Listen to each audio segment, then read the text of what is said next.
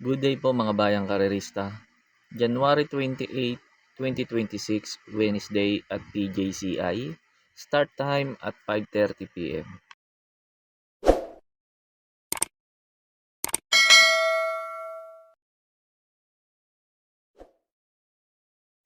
Start na po tayo, race number 1. Start po ng winner take all. Distance 1,200 meters. Pampremera ko dito yung numero 1, couple entering, one of a kind tapos 1A pendant.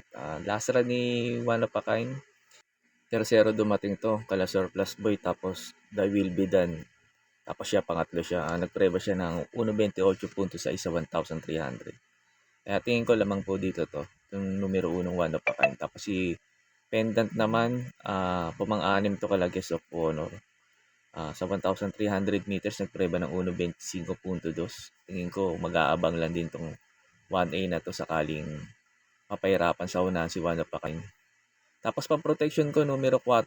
Ito maganda tinakbo last run, pinanood ko. Kanila Die Will Be Done. Sumigunda to. Nagpreba ng 1.15.6 sa 1,200. Nasa balya. Tingin ko, ito pwedeng umupset kay one of a kind sa kay pendant. Itong numero 4 Sovereign Rate kasi ang ganda ng tinakbulasaran nito. Kaya po sa race number 1, pampremera ko po couple entry numero 1, one of a kind, 1A pendant. Tapos pang protection ko numero 4, Sovereign Red.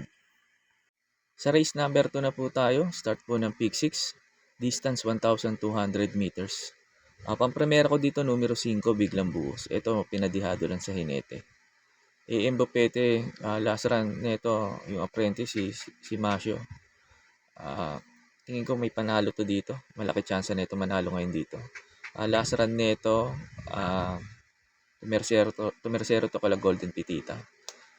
Medyo nanibago lang to si Kabayo. Tingin ko second official run niya dito sa PJC, baka magamayan na. Tapos second choice ko po yung magandang tinakbo last run, inabot ni Achi Holly. Numero 4, Rapis Point. Baka mauna at mapabayaan na naman. Tingin ko malaki chance na ito makatapos ng karera. Yung numero 4, Rapis Point. Tapos third choice ko na rin yung Nalyamado doon kala Rapis Point, kala Achi Holly. Yung Ligeron. Ito maganda position niya last to enter. Baka maganda na ulit itakbo na ito. Ito numero 10, Ligeron. Kaya po sa race number 2, pampremera ko numero 5, Biglang Buhos. Second choice ko po numero 4, Rapis Point. Third choice ko po numero 10, Ligeron. Sa race number 3 na po tayo. Start po ng pick 5, distance 1,200 meters. Numero 8, title holder. Ito para po sa akin dito sa race number 3. Sosolohin ko na po to. Maganda position niya, last to enter. Tingin ko hindi may iwan ng ganong kalayo kagad. Tingin ko maiwan saglit to pero makakuha kagad ng bandera to. Tingin ko malaki chance ulit na ito makatapos na karera to numero 8, title holder. Pagkatapos nga pala ng info ko dito sa race number 3, in-upload ko po yung last run nito para magkaroon po kayo ng idea kung sosolohin nyo po ba o magpo-protection pa kayo. Kaya po sa race number 3, itong numero 8, title holder, para po sa akin, sosolohin ko na po. Off and running and very slow to stride, title holder. Now he was very badly away. He's right out the back at the tail of the field, coming out very quickly to lead on, settling down Bahande, taken on the early part by successive times, and splitting them in the centre was Luke Skywalker. Title holder after a bad getaway gets up to fourth, about 2.5 back then to Out of Touch, followed by on the outside of him River South, then came Wireframe, and Step Bell is back at the tail of the field as they run towards the 850. Up front it is Title Holder. Title Holder leads narrowly the grey. In second spot successive times, getting a bit closer Bahande. 2 or 3 back then Luke Skywalker, followed by Wireframe, and then came a long way back behind them was Wireframe. Back with them was River South. He's back near the tail of the field, and at the rear was in fact Out of Touch, and he's right out of touch, but after an ordinary getaway, Title Holder, your favourite, has taken the lead and he's darted clear at the 200 metres. Title Holder 4 or 5 in advance advance of Bahande. Running on just fairly well was Wireframe. River South is running on from the back, but it's Title Holder in front. He's starting to get a little weary. Title Holder still 2 in advance, and he's going to hold. Title Holder beats Bahande. Third is going to be close. It is wide out on the outside. Luke Skywalker from Wireframe, then River South. Successive Times came next, and pulling up very quickly was Step Bell, who was... Sa race number 4 na po tayo. Start po ng peak 4, distance 1,200 meters. Ang primera ko dito yung mabilis na kabayo. Numero 4, Galloping Ghost. Baka walang humabol sa unahan, papabayaan at hindi habulin ni Ichi Randran kagad sa unahan to. At tingin ko malaki chance na ito makatapos ng karera. Pag nauna pa naman tong si Galloping Ghost, magaling to. Kaya tingin ko lamang po dito to pag hindi hinabol kagad sa unahan. Itong numero 4, Galloping Ghost. Second choice ko po numero 7, Red Soul. Ito bumaba sa laban. Sakali naman pilitin nilang habulin si Galloping Ghost sa unahan. Tingin ko ito pwede makarimate itong numero 7, Red Soul. Tapos third choice ko numero 1, Amaranth. Dito magaling to sa PJC. Tingin ko ito pwedeng umupset sa kanila itong numero 1, Amaranth. Kaya po sa race number 4 po, primera ko numero 4, Galloping Ghost. Second choice ko po numero 7, Red Soul. Third choice ko po na pandiado numero 1, Amaranth. Sa race number 5 na po tayo, last DD plus 1, distance 1,200 meters. Pampremera ko dito numero 9, Blue Mystic. Ito last run nito kala Dobbs at 7, pang-apat to. Hindi lang binigyan na importansya na may-ari to. Ngayon, last to enter, baka makasabay ka agad sa mga mabibilis kala Grand Jackpot, Sunny Nature, Everything. Tingin ko papabor sa kanya to. Ito numero 9, Blue Mystic. Second choice ko numero 4, Grand Jackpot. Ito pag maganda si Nalida, tingin ko ito babandera dito. Ito numero 4, Grand Jackpot.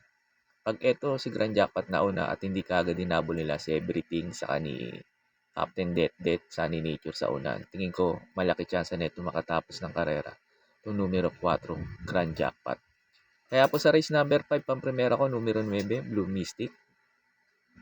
Second choice ko po numero 4, Grand Jackpot. Sa race 6 na po tayo, sa last double, distance 1,200 meters. Pampremera ko dito numero 7, Upscale Bell. Ito si Upscale Bell, nakipaglutsahan lang ito pala gamer winner sa kay Buntay Shore sa unahan. Tingin ko mas maganda to, inaabang lang tong si Upscale Bell kaysa iuna. Kaya tingin ko lalo at maganda position niya, baka mag-abang lang to kasi maraming mabibilis katulad nila Bench Sprayer. Saka ni Winter on Fire, tingin ko mas maganda to kung iaabang niya lang to ni CB Garganta tong si Upscale Bell. Second choice ko po yung numero 2, Buntay Shore. Ito si Buntay Shore, maganda lang ulit isalida. Tingin ko may panalo rin to dito. Itong numero 2, Buntay Shore. Tapos pandihado ko numero 5, Bravery. Baka mag-umento na si Kabayo. Last run nito, pumang-anim to. Kay Repertory, nagpreba ng 1.27.4. Tingin ko, ito pwedeng umupset sa kanila. Ito numero 5, Bravery. Kaya po sa race number 6, pang-primera ko numero 7, Upscale Bell. Second choice ko po numero 2, Buntay Shore. Tapos pandihado kong third choice yung numero 5, Bravery. Sa last race na po tayo, sa race number 7. Bago nga pala ako magbigay ng info ko dito sa last race, makikiusap ulit po sana ako sa inyo na sana po mag-subscribe po kayo sa YouTube channel ko at pakitap na rin po yung notification bell para updated kayo tuwing mag-upload ako ng mga infos at videos ko po dito. Arnel Racing Tips, maraming salamat po.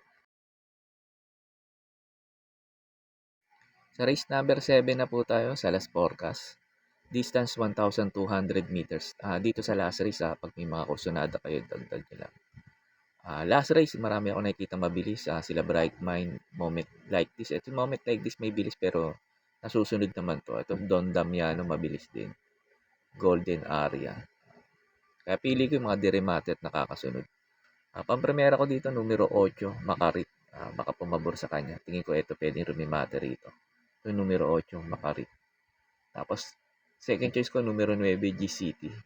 Ito, pag bitaw bumenta to, si G-City, tingin ko, baka ilaban ng may-ari. Dirimating kabayo rin to. Tingin ko, pwede rin makarimate rin dito. Ito, numero 9, G-City. Tapos, third choice ko, Moment Like This. Ito, disunod na kabayo naman. Tingin ko magkaabang lang to. Yung numero 2, Moment Like This dito. Kala Bright Mind saka kay Don Damiano. Kaya po sa last race, pang-primera ko po numero 8, Makarit. Second choice ko po numero 9, G-City. Third choice ko po numero 2, Moment Like This. Yun lang po, and good luck and happy racing po mga bayang karerista. Pagkatapos nito yung mga pa-shoutout nyo po. May pa-shoutout po si Sir Romy Pabilyar. Pinapa-shoutout niya yung kumpare niyang si Boknoy. Galing kay Romy Pabilyar. Shoutout po sa inyo, Sir Boknoy. At sa iyo din, Sir Romy Pabilyar. Shoutout din sa iyo at maraming salamat. May pa-shoutout po si Sir RD Kanyimo. Pinapa-shoutout niya si Roger Kanyimo na Mataas na Lupa, Paco, Manila. Shoutout po sa inyo, Sir Roger Kanyimo. At sa iyo din, Sir RD Kanyimo, shoutout din po sa iyo at maraming salamat po. Shoutout po sa inyo, Sir Ramon Carpio. Sir Ramon Carpio, shoutout sa iyo at maraming salamat po. May pa-shoutout po si Sir Manuel Tandes. Pinapa-shoutout niya lagi yung pinsan niyang si Boyet Flores ng Santissima Trinidad District. Shoutout po sa inyo, Sir Boyet Flores at sa iyo din, Sir Manuel Tandes. Shoutout po sa inyong dalawa at maraming salamat po.